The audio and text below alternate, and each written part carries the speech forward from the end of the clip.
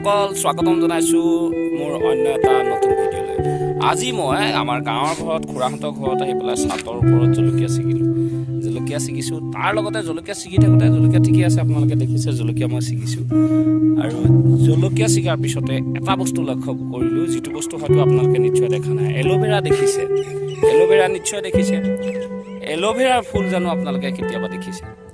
হয়তো দেখিছে যদিও নাজানো, কিন্তু মই আজিলৈকে দেখা নাই। সেইবাবে আপোনালোকক এই ভিডিঅ'টোৰ জৰিয়তে এল'ভেৰা ফুল দেখুৱাবলৈ মই ওলাইছোঁ। আপোনালোকে এল'ভেৰা ফুলটো চাওক। এয়া হ'ল এল'ভেৰা গছ। এল'ভেৰা ভালদৰে এই গছজোপা আইডিয়া কৰক কেইবছৰ হৈছে। এনেকুৱা সময়তহে এল'ভেৰাৰ ফুল। এল'ভেৰা ফুল হ'বলৈ হ'লে এজোপা এল'ভেৰা গছ 3 বছৰ মিনিমাম হ'ব লাগিব।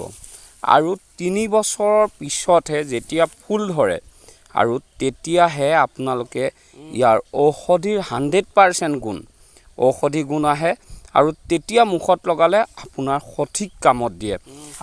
মই আজি ভিডিঅ'টো এইবাবেই বনাইছোঁ, আমাৰ ঘৰত সাধাৰণতে এল'ভেৰা হয়, আমি পুলি লৈ যাওঁ আৰু সেইটো ব্যৱহাৰ কৰোঁ।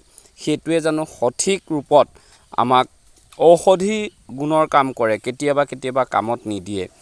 তাৰ বাবে আপোনালোকে এল'ভেৰা জোপাৰ যেতিয়া ফুল হ'ব তাৰ পাছত জানিব যে আপোনালোকৰ 100% ঔষধি গুণ ইয়াৰ প্ৰস্তুত কৰা হৈছে।